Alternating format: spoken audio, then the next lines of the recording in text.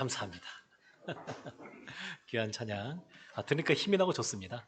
전능의 하나님 생각하게 되고, 여러분은 이 떡과 빵이 있으면 어느 것을 더 좋아하십니까? 빵을 더 좋아하십니까? 떡을 더 좋아하십니까? 아니면 저는 두 개 다 좋아합니다, 이런 분이 계실 수도 있고, 아니면 요즘에 저탄고지라 그래서 탄수화물은 적게 먹고 지방은 더 많이 먹고 뭐 이런 다이어트 하시는 분도 계시는데, 둘 다 싫습니다, 이렇게 말씀하시는 분 계실지도 모르겠습니다. 얼마 전에 한 교회에서 운영하는 카페에 갔었습니다. 교회 건물이 옆에 있는데도 그 사회적인 그 소통을 강조한다라는 측면에서 목사님이 직접 바리스타로서 이렇게 뭐 내리고 뭐 다 이렇게 하시더라고요. 거기 갔었는데, 또 제가 목사라고 저에게 서비스로 빵을 내오셨습니다. 따뜻하게 데워서 내오셨는데, 그 안에 보니까 찹쌀떡 같은 게 들어있는 겁니다. 그런 빵이 있지 않습니까? 빵인데 그 안에는 찹쌀떡 같은 것이 들어가 있는, 그러한 빵이었습니다. 제가 그거를 먹으면서 생각난 성경 구절이 있었습니다. 신명기 8장 3절 말씀인데요, 이렇게 기록되어 있습니다. 너를 낮추시며 너를 줄이게 하시며 또 너도 알지 못하며 내 조상들도 알지 못하던 만나를 내게 먹이신 것은 사람이 떡으로만 사는 것이 아니요 여호와의 입에서 나오는 모든 말씀으로 사는 줄을 내가 알게 하려 하심이니라. 예수님도 이 말씀을 인용하셨던 아주 유명한 말씀입니다. 사람이 떡으로만 사는 것이 아니요 하나님의 입에서 나오는 말씀으로 산다고. 그런데 우리 성경에 떡으로 번역이 되어 있는데 이것이 온전하게 그 의미를 이렇게 잘 드러내지는 못하고 있습니다. 서양에서는 이것을 빵으로 번역을 해놨거든요. 근데 그들에게 있어서는 빵이 주식이기 때문에 이것이 온전히 드러난다고 볼 수 있습니다. 그러니까 이것을 우리식으로 보다 원뜻에 맞게 번역한다 그러면, 지금은 이제 돈을 주면 언제든지 떡을 사 먹을 수 있는 그런 사회가 되었지만, 몇십 년 전만 하더라도 뭐 명절 때, 뭐 가정의 뭐 결혼식이라든지 이러한 아주 경사가 있을 때, 이럴 때만 떡을 먹었기 때문에 가끔 어쩌다 먹는다는 의미가 있기 때문에 이것을 삼시세끼 먹는다라는 의미로 밥이라고 하는 것이 더 적절합니다. 사람이 밥으로만 살 것이 아니요 이렇게 하는 것이 사실은 맞습니다. 오늘 예수님께서 요한복음 6장에서 뭐라고 말씀하시냐면 나는 생명의 떡이다, 이렇게 말씀하고 있습니다. 성경에서 떡이라고 말하니까 저도 이제 떡이라고 말하긴 합니다만 의미 자체는 밥이라고 생각하시면 됩니다. 나는 생명의 밥이다. 밥. 이 요한복음 6장은 71절까지 아주 긴 그러한 장입니다. 굉장히 깁니다. 그리고 이 내용은 다 연결되어져 있습니다. 따로따로 되어 있는 것 같지만 사실은 이것이 하나의 주제로 연결되어져 있기 때문에 말씀을 읽는다 그러면 71절까지 다 읽어도 괜찮은 그런 본문이라고 할 수 있습니다. 근데 이 앞부분을 보게 되면 두 가지 사건이 기록되어 있습니다. 아주 유명한 사건이 기록되어 있는데, 하나는 뭐냐면 오병이어 사건입니다. 예수님께서 물고기 2마리, 떡 5개, 이 오병이어, 이걸 가지고 남자만 5,000명, 여자와 어린아이 포함하면 2만 명 되는 사람들의 그러한 먹을 것을 이 작은 것을 통하여 다 배불리 먹고 남는 그러한 일을 행해 주셨습니다. 그래서 많은 사람들이 예수님을 왕으로 삼고자 했습니다. 그래서 예수님께서 피신하여 기도하러 가시고 제자들은 바다 건너편으로 가라고 말씀하셨습니다. 가버나움으로 가라고. 그런데 제자들이 그 중에 그 바다에서 풀어라고 할 수 있는 어부들도 있었음에도 불구하고 밤이 새도록 바다를 건너가지 못하는 겁니다. 바람이 너무 많이 불고 하다 보니까 이 역풍 속에서 바다를 건너가지 못합니다. 그래서 이 두 번째 사건이 기록이 되어 있는데, 그것이 뭐냐면 예수님께서 새벽 3시가 넘어서 바다 위를 걸어오시는 겁니다. 그리고 제자들을 데리시고 이 바다를 건너는, 배로 건너는 그러한 장면이 기록이 되어 있습니다. 그 다음 날입니다. 오병이어 기적의 이 사건이 벌어지고 나서 그 다음 날 일찍 사방에서 사람들이 예수님께 나와왔습니다. 그런데 예수님의 제자들은 보냈고, 그리고 거기에 배가 없는 것을 그들이 알고 있었는데 아무리 찾아도 예수님이 안 보이시는 겁니다. 사람들이 막 흩어서 찾는데 안 보이시는 겁니다. 그래서 그들도 배를 또 몰고 또 여기저기로 흩어져서 예수님을 찾게 되었습니다. 그리고 그들이 가버나움이라는 곳에 가서 예수님을 만나고 예수님께 묻습니다. 예수님, 언제 오셨습니까? 언제? 우리가 분명히 여기 있는 것을 알았는데, 이렇게 배를 타지 않은 걸 알고 있었는데 언제 오셨습니까? 이런 사건이 벌어지고 이런 대화가 있게 됩니다. 그래서 예수님께서 그들에게 하시는 말씀, 오병이어 기적을 경험하고 예수님을 왕으로 삼고자 했던 사람들, 그리고 예수님 앞에 열심을 다하여 이렇게 몰려든 사람들, 쫓아온 사람들, 따라온 사람들, 그 사람들에게 오늘 본문의 말씀을 주고 계십니다. 그리고 이 요한복음 6장은 예수님께서 생명의 떡에 대해서 말씀하시는데, 그것은 다른 식으로 표현하게 되면 영생이라고 말할 수 있습니다. 요한복음 6장 전체의 그 내용이 다 이 영생과 관련된 내용들입니다. 그래서 오늘 몇 가지를 살펴볼 건데, 먼저는 무엇이 생명의 떡인가입니다. 무엇이 생명의 떡인가? 우리가 봤던 것처럼 요한복음 6장 35절에 이런 말씀이 있습니다. 예수께서 이르시되 나는 생명의 떡이니 내게 오는 자는 결코 줄이지 아니할 터이요 나를 믿는 자는 영원히 목마르지 아니하리라.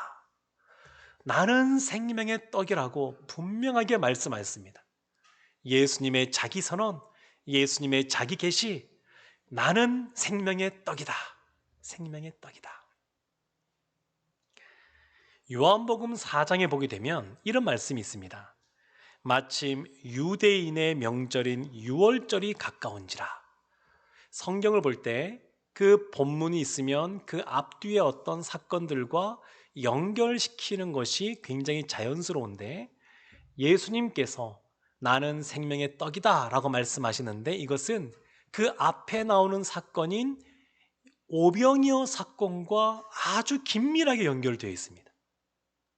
내가 생명의 떡이다 라고 말씀하신 그 예수 말씀은 5천 명이 먹고 남은 이 오병이의 사건과 아주 직접적으로 연결되어 있습니다. 그 해당되는 구절이 뭐냐면 지금 방금 읽었던 것처럼 6장 4절에 나오는 말씀인 유월절이 가까운지라, 이 말씀입니다. 유월절은 어떤 명절, 어떤 절기냐면 이스라엘이 애굽, 이집트에서 400년 동안 종살이 하다가 너무 그것이 힘들어서 하나님께 기도할 때에 하나님이 모세를 보내서 10가지 기적, 애굽 입장에서는 10가지 재앙, 그걸 통해서 구출하십니다. 마지막 10번째가 뭐냐면 장자의 죽음입니다. 장자의 죽음. 그런데 이 이스라엘 이 사람들, 하나님의 선택받은 사람들, 하나님이 사랑하시는 사람들은 장자가 죽지 않았습니다. 어떻게 죽지 않았냐면 하나님이 어린 양을 잡아 그 피를 문 좌우에 위에 이렇게 바르고, 그리고 그 어린 양의 고기를 먹으라 그랬습니다. 그래서 유월절은 어린 양을 잡고 어린 양을 먹는 그러한 절기라고 할 수 있습니다. 그리고 지금 오병이의 사건도 이 어린 양을 먹는 것과 연관된 이 유월절 때 그 즈음에 일어난 것을 볼 수 있습니다. 나중에 보면 요한복음 뒤에 보면 예수님이 십자가를 지시는 그때가 언제냐면 유월절 어린 양을 잡는 시기, 그 시간대입니다. 그러니까 이 오병이의 사건, 출애굽의 사건, 예수님의 십자가의 사건이 다 연결되어져 있습니다. 그러니까 오병이의 이 사건은 단순히 사람들이 배가 고팠는데 그 배고픔을 안타깝게 여기신 예수님께서 그들의 배만 채워주셨다, 이것이 아닙니다. 어떤 한 어린아이가 물고기 작은 거 2마리와 보리떡 5개를 가지고 예수님께 헌신했다, 이것을 의미하는 것이 아닙니다. 오병이어 사건에 아주 영적인 의미가 있습니다. 그것이 뭐냐면 이 사건은 예수님이 생명의 떡이다라고 하는 것을 드러내는 사건입니다. 이 사건은 예수님께서 오병이어 사건에서 사람들에게 떡을 나누어 주실 때 그냥 다 손을 펼쳐 보세요 이렇게 한 다음에 뿅 하고 생기게 할 수 있었습니다. 그냥 보리떡 5개와 물고기 2마리, 아니면 더 많이 보리떡 10개와 작은 물고기 4마리, 이게 동시에 뿅 하고 생기게 할 수 있는데 그렇게 안 하셨습니다. 어떻게 하시냐면 사람들을 50명 100명씩 둘러앉게 하고 제자들로 하여금 그 떡을 찢어 나누어 주게 하셨습니다. 찢어서 나누어 줍니다. 예수님이 십자가에서 어떻게 돌아가시냐면 그의 살이 찢겨서 예수님께서 피를 흘리시고 돌아가셨습니다. 그래서 돌아가시기 전날 성찬식을 행하면서 그 떡을 나눠주면서 이 떡은 내 살이니 라고 말씀하신 것도 다 연결이 됩니다. 왜냐하면 예수님은 생명의 떡이시기 때문에 그렇습니다. 예수님은 생명의 떡입니다. 오늘 본문에 나오는 26절 말씀을 보게 되면 이렇게 말씀이 기록되어 있습니다. 예수께서 대답하여 이르시되 내가 진실로 진실로 너희에게 이르노니 너희가 나를 찾은 것은 표적을 본 까닭이 아니요 떡을 먹고 배부른 까닭이로다. 예수님은 아주 통찰력이 있으십니다. 우리의 행동뿐만 아니라 우리의 마음의 중심을 꿰뚫고 계신 분이 예수님입니다. 예수님께 사람들이 많이 나와봤는데 그들에게 하신 말씀이 뭐냐면 너희가 나한테 온 것은 표적 때문이 아니다. 표적이라는 것은 어떤 것이냐면 기적, 기사, 이적 이런 것이 있는데 그걸로 그치는 것이 아니라 이러한 기적이라고 할 수 있는 것이 결국 예수 그리스도를 드러내는 사건일 때 표적, 이런 표현을 씁니다. 요한복음에 이런 표적이 7개가 나오거든요. 그러니까 이 표적이라 말하는데 이 표적으로 말미암아 예수님이 어떤 분이신지를 부각시키는 겁니다. 근데 이 나온 사람들은 그 표적을 보는 것이 아니라 본인들의 배가 부르니까 먹는 것으로 말미암아 예수님께 나왔다라고 예수님께 사실은 책망을 듣고 있는 겁니다. 우리가 손가락이 달을 가리키면 우리가 무엇을 봐야 되냐면 손가락이 가리키는 달을 봐야 되는데 사람들이 뭐에 집중하기 쉽냐면 달을 보는 것이 아니고 이 손가락에 집중할 때가 있습니다. 비슷합니다. 예수님은 이 오병이의 사건을 통하여, 이 표적을 통하여 예수님이 하나님의 아들이심을 드러내고 계시는데 사람들은 예수님이 하나님의 아들이시는 것에 집중하는 것이 아니라 이 손가락, 우리가 배불리 먹었다, 우리의 육체의 피로가 채워졌다, 거기에 집중하는 겁니다. 그래서 예수께서 그걸 말씀하고 있는 겁니다. 한국 전쟁 당시에 세계에 있는 많은 교회들이 우리 한국 교회를 통하여 그 구호 물품들, 또 구제품들을 많이 나누어 줬다 그럽니다. 그런데 교회에서 보냈으니까 교회를 통하여 많이 나눠 줬는데 우리 한국에 있는 교회들이 그것을 나눠 주다 보니까 전쟁통임에도 불구하고 신자들이 늘어나는 겁니다. 원래 예수님 안 믿던 사람들이 교회에서 이런 구호품 이런 거 나눠준다 그러니까 그 교회에 등록하면 조금 더 많이 받을 수 있지 않을까라는 기대감을 가지고 사람들이 나왔다 그럽니다. 그런데 시간이 지나서 전쟁이 마무리가 되어지게 되고 그리고 이런 구호 물품들이 줄어들게 되고 그러면서 어떤 현상이 벌어졌냐면 상당수의 사람들이 교회를 떠나는 그런 모습이 나타났다 그럽니다. 그러니까 조금 더 열심히 이렇게 주일 예배부터 하여서 수요 예배, 새벽 예배까지 열심히 나오던 사람들 중에서 이 구호 물품을 안 주니까 떠나는 사람들이 나왔다라고 하는 것은 이 오병이의 사건을 통하여 예수 그리스도를 주목하는 것이 아니라 예수 그리스도를 통하여 그들이 배불리 먹었던 음식에 집중한 사람들 같은 사람들이라고 말할 수 있습니다. 사랑하는 성도 여러분, 예수님은 어떤 분이냐면 생명의 떡이십니다. 그래서 무엇이 생명의 떡이냐? 바로 영생이신 예수 그리스도가 생명의 떡이라고 분명하게 말씀하고 있습니다. 두 번째가 있습니다. 그것은 뭐냐면 어떻게 생명의 떡을 먹을 수 있는가라는 것입니다. 생명의 떡인 예수 그리스도를 어떻게 우리가 그 생명의 떡을 먹을 수 있는가라고 하는 것입니다. 28절과 29절에 이렇게 말씀이 기록되어 있습니다. 그들이 묻되 우리가 어떻게 하여야 하나님의 일을 하오리이까? 예수께서 대답하여 이르시되 하나님께서 보내신 이를 믿는 것이 하나님의 일이니라 하시니. 하나님을 믿는 것이 하나님의 일입니다. 하나님을 믿는 것. 어떻게 생명의 떡을 먹느냐? 예수 그리스도를 믿음으로 먹는 겁니다. 예수 그리스도를 믿는 겁니다. 믿는 것. 그런데 단순히 믿는 거에 그치는 것이 아니라 여기서는 하나님의 일이라고 말하고 있지 않습니까? 하나님의 일은 무엇이냐면 하나님이 우리에게 주신 그러한 말씀, 명령, 이것을 순종하는 겁니다. 하나님이 우리를 부르시고 우리에게 사명을 주셨는데 그 사명에 순종하는 삶을 살아가는 것, 이것이 곧 생명의 떡을 먹는 것이라고 말할 수 있습니다. 순종입니다. 순종. 요한복음 6장 32절 33절에 이렇게 말씀이 기록되어 있습니다.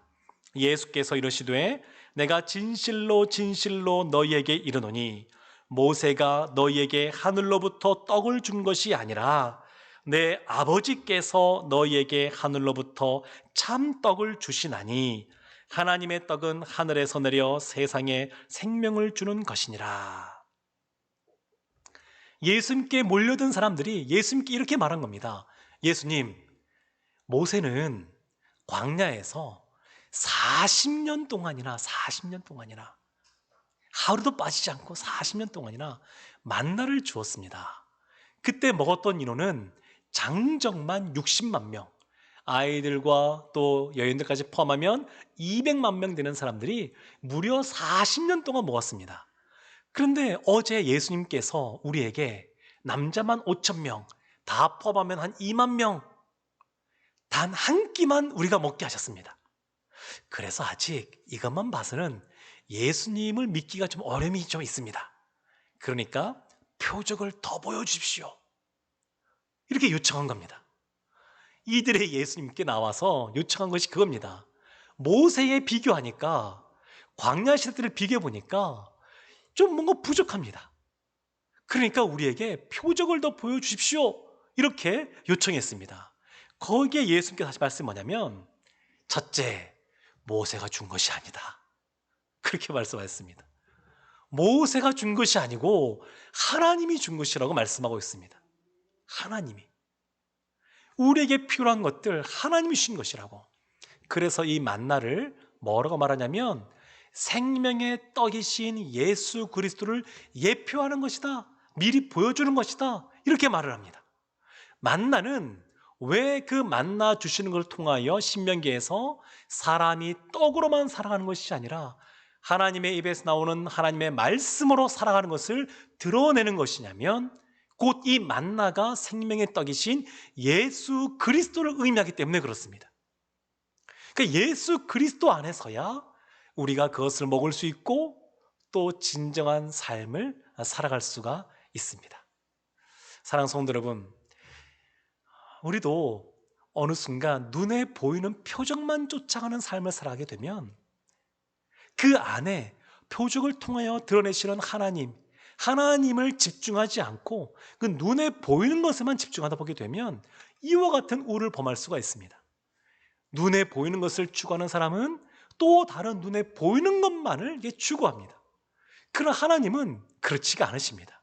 때로는 필요하면 우리에게 이러한 기적과 이사를 보여주기도 하시지만 때로는 그렇지 않아도 우리가 말씀 가운데 늘 그것을 붙잡고 주신 사명을 감당하도록 이끄시는 줄로 믿습니다. 이런 말이 있습니다. 하나님의 충분성, 쉬운 말인데 그냥 정리하면 좀 낯설긴 하죠. 하나님의 충분성, 이런 말이 있습니다. 그건 뭐냐면 하나님은 우리가 무엇인가 하나님께 공급해 주고 채워 주어야지만 하나님이 일을 할 수 있는 분이 아니라 하나님은 충분히 갖고 있다는 겁니다. 이미 충분하십니다. 우리가 하나님 앞에 무엇인가를 드리지 않아도, 우리가 하나님을 위하여 무엇인가 하지 않아도 이미 하나님은 충분하시다는 겁니다. 충분하시다고 하는 거. 그래서 하나님은 충분하시기 때문에 우리가 그것을 인식하고 신앙생활을 해야 되는데, 우리가 먼저 하나님을 찾아간 것 아니고, 우리가 먼저 하나님을 사랑한 것 아니고, 우리가 먼저 하나님을 믿은 것이 아니고, 하나님이 먼저 우리를 찾아와 주시고 우리를 사랑해 주시고 우리에게 믿음을 주셨기에 우리가 하나님을 믿는 겁니다. 믿음은 은혜입니다. 은혜. 믿음은 행위가 아닙니다. 믿음 자체, 우리가 믿는 것조차도 하나님께서 허락하셨기에 우리가 하나님을 믿는 그러한 은혜를 받아 누리는 것입니다. 로마서 11장 35절 36절에 이렇게 말씀이 기록되어 있습니다. 누가 주께 먼저 드려서 갚으심을 받겠느냐? 이는 만물이 주에게서 나오고 주로 말미암고 주에게로 돌아감이라. 그에게 영광이 세세에 있을지어다. 아멘. 누가 주께 먼저 드리겠느냐? 드릴 필요가 없다는 겁니다. 이미 모든 만물이 주에게서 나오고 주로 말미암고 주로 돌아가고 이미 하나님으로 충분하다는 겁니다. 사랑하는 성도 여러분, 어떻게 우리가 생명의 떡을 먹을까요? 하나님이 주신 말씀에 순종함으로 생명의 떡을 먹을 수가 있습니다.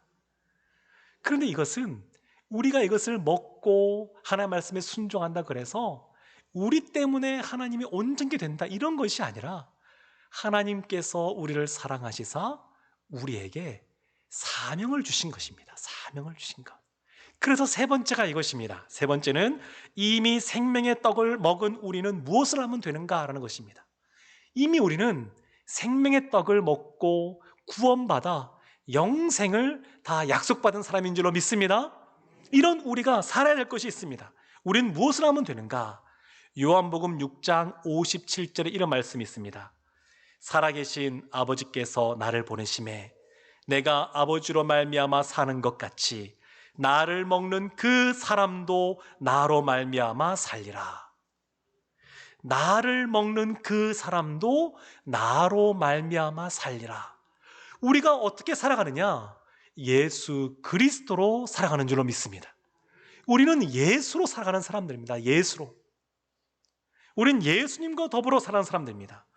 세상 사람들 눈치 보고 사람들의 인정받는 것, 물론 그것도 필요하죠. 그러나 그것에 더 우리의 우선순위를 두는 것이 아니라 하나님께 인정받는 것, 하나님 안에서 살아가는 사람들이 우리인 줄로 믿습니다.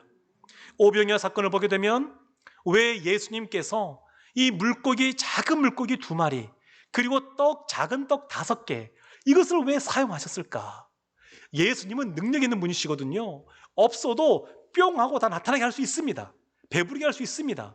근데 그렇게 하지 않고 왜 한 어린아이가 갖고 온 그러한 보리떡 5개와 물고기 2마리를 사용하셔서 사람들을 배불리 먹게 하셨을까? 여기에 하나님 나라의 비밀이 있습니다. 하나님은 우리가 볼 때 보잘것없어 보이고 작아 보이고 능력 없어 보이고 이러한 것을 사용하여서 하나님 나라의 역사를 이루어 가십니다. 연약한 우리를 사용하셔서 강하게 하시고 부족한 우리를 하나님께서 은혜 주셔서 성령의 능력을 주셔서 하나님께 주신 사명을 감당케 하십니다. 예수님을 따라다니는 사람들, 그 사람들은 어떤 사람들이었냐면 그들은 예수님을 왕으로 삼고 했었습니다. 예수님을 예수 우리 왕이여 하는 것처럼 왕으로 삼는 것 좋은 것 아니겠습니까? 그런데 그들의 마음의 동기가 잘못됐습니다. 예수님을 왕으로 삼으면 우리가 일하지 않고도 살아갈 수 있겠구나. 일하지 않고도 배불리 먹을 수 있겠구나. 그런 마음의 동기가 있었습니다. 이들은 예수님을 따라다니는데 열심으로 쫓았습니다. 어디 있는지 잘 모르겠으니까 여기저기 다 흩어져가지고 열심히 예수님을 따라다녔습니다. 그러나 이런 이들도 결국 문제가 발생하는 걸 볼 수 있습니다. 마음의 동기가 잘못됐기 때문에 그렇습니다. 이들은 꾸준하게 예수님을 따라가지 않고 일시적으로 따랐습니다. 그러니까 어떠한 신앙이 참된 신앙이냐, 하나님 앞에 올바른 신앙, 참된 신앙 있는 사람들은 신앙생활에 있어서 열심히 있습니다. 하나님을 사랑하는 사람, 주님 그러면 가슴이 뛰는 사람, 성령 충만한 사람, 이런 사람들은 열심히 있습니다. 열심히. 너무너무 당연한 겁니다. 주님을 사랑하는데 어찌 이 사랑을 전하지 않을 수 있겠습니까? 성령 충만한데 초대교회처럼 성령이 임하니까 사도들이 나아가서 복음을 증거하는 삶을 살았던 것처럼 가슴이 뜨거우니까 어찌 복음을 전하지 않을 수 있겠습니까? 상황과 형편을 뛰어넘어 때를 얻든지 못 얻든지 하나님 주신 사명이 이것이라고 믿고 그것을 감당하는 것을 볼 수 있습니다. 그러나 이들은 그러지를 못했습니다. 그러나 예수님을 따라다니던 이 사람들은 그냥 그러지를 못했습니다. 열심히 있다 그래서 모두가 다 참된 신앙을 갖고 있는 것은 아닙니다. 올바로 믿는 사람들은 다 열심히 있지만 열심히 있다 그래서 다 이와 같은 올바른 신앙을 가진 것은 아닙니다. 사랑하는 성도 여러분, 요한복음 4장 34절에 이런 말씀이 있습니다.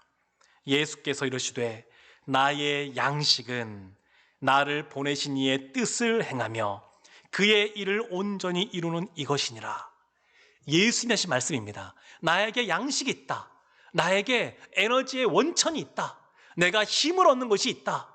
어떤 것이 나의 원기를 북돋우고 나에게 힘을 더하고 나에게 용기를 주는 것이냐면 그것은 뭐냐면 하나님의 말씀, 나를 보내신 하나님의 뜻대로 행할 때 내가 힘을 얻는다. 이렇게 말씀하고 계십니다.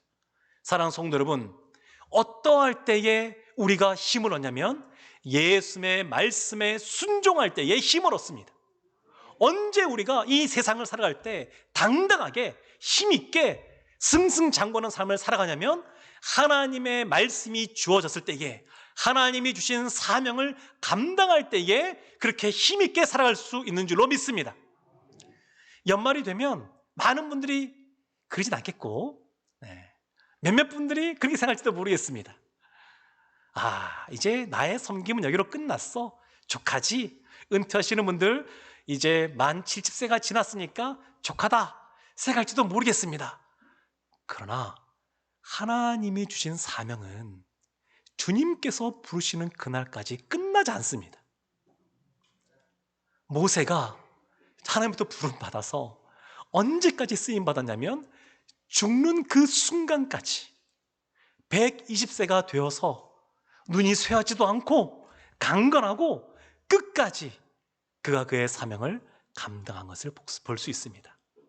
리빙스턴 선교사님이 말씀했던 것처럼 녹슬어 없어지기보다 못 쓰는 것보다 따라 없어지기를 소망하는 그러한 모습, 하나님이 주신 사명은 우리에게 복인 줄로 믿습니다. 그게 복입니다. 하나님은 충분하십니다. 우리가 헌신하지 않아도, 하나님의 그런 부르심에 응답하지 않아도 하나님은 하나님 나라의 일을 행해 가십니다. 하나님은 충분하신 분이십니다. 그럼에도 불구하고 우리를 사랑하셔서 우리에게 하나님의 그러한 생명의 떡을 먹고 먹는 자로서 순종할 수 있도록 기회를 주시는 줄로 믿습니다. 최권능 목사님이라고 유명한 분 있지 않습니까? 일제강점기에 예수 천당, 불신지옥 이렇게 전도해서 참 많은 열매를 거두었던, 그리고 많은 기적과 이사를 행했던 그런 목사님이 계시는데 신사참배를 반대해서 잡혀갔습니다. 그리고 묶여서 매를 맞는데, 매를 맞을 때 이 목사님이 그렇게 외치는 겁니다. 한 대 맞을 때 예수, 그 다음에 맞으면 천당, 또 그 다음에 또 맞으면 예수, 또 천당. 그래서 그 때리던 그 순사가 물어봤습니다. 보통은 이것이 매 맞으면 아프니까 아야 그런다든지 신음소리를 낸다든지 이러는데 왜 예수 이렇게 천당 이런 말을 하느냐. 그랬더니 그분이 하셨던 말씀이 내 안에는 예수로 가득 차 있습니다. 예수로 가득 차 있어서 누가 치기만 해도 예수 천당이 튀어나오는 겁니다. 듣기 싫으면 나를 풀어서 놓아주세요. 그렇게 했다 그럽니다. 사랑하는 성도 여러분, 이 예수로 가득 찬 삶, 예수가 우리 마음속에 가득 찬 이것이 생명의 떡이신 예수 그리스도를 먹고 그분과 동행하는 삶인 줄로 믿습니다. 주님과 동행하면 주님께서 주신 힘이 있습니다. 용기가 있습니다. 담대함이 있습니다. 그리고 그 안에서 기쁨이 있고 즐거움이 있습니다. 생명의 떡이신 주님과 늘 동행함으로 이와 같은 은혜를 받아 누리시는 우리 성도들 되기를 주님의 이름으로 축원합니다. 아멘. 기도하겠습니다.